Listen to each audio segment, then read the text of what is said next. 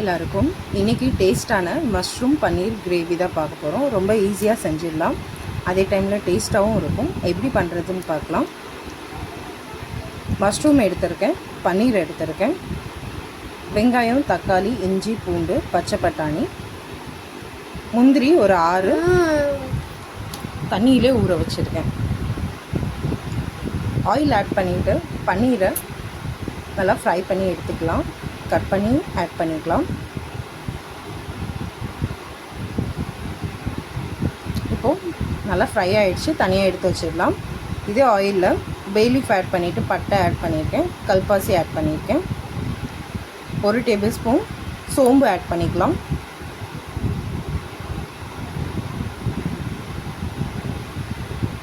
கொஞ்சமாக ஏலக்காய் இடித்து ஆட் பண்ணிக்கலாம். ஒரு 3 ஏலக்காவை இடித்து ஆட் பண்ணியிருக்கேன். அப்புறம் வெங்காயம், இஞ்சி, பூண்டு பேஸ்ட்டு ஒன்றாவே சேர்த்து அரைச்சி ஆட் பண்ணிவிட்டு அப்புறம் தக்காளி ஆட் பண்ணிக்கலாம்.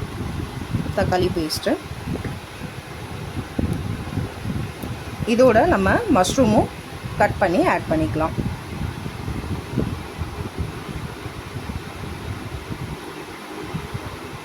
ஒரு table spoon Kashmiri red chilli powder, 1 table spoon ஜீரக பவுடர், 1.5 டேபிள் ஸ்பூன் தனியா பவுடர்,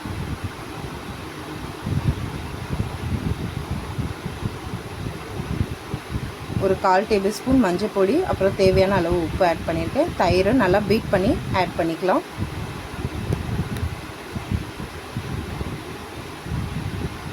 இப்போது எல்லாமே நல்லா மிக்ஸ் பண்ணி விட்டுடலாம்.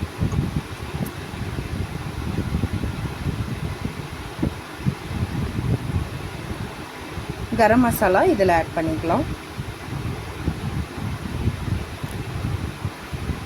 அப்புறம் ரோஸ்ட் பண்ண பன்னீரும் இதில் ஆட் பண்ணிக்கலாம்.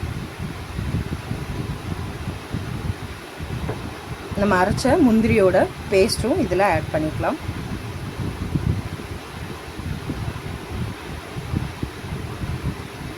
இதை ஆட் பண்ணுறதுனால ஃப்ளேவர் ரொம்ப நல்லாயிருக்கும். இப்போது தேவையான அளவு தண்ணியும் ஆட் பண்ணிக்கலாம். இப்போ எல்லாமே நல்லா மிக்ஸ் பண்ணி விட்டுடலாம். இப்போது இதில் பட்டாணியும் பச்சை பட்டாணியும் ஆட் பண்ணிக்கலாம்.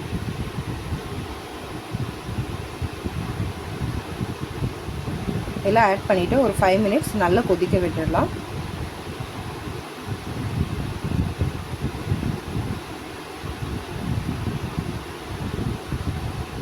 இப்போ நல்லாவே குக் ஆகிடுச்சு 5 மினிட்ஸ்க்கு அப்புறம்.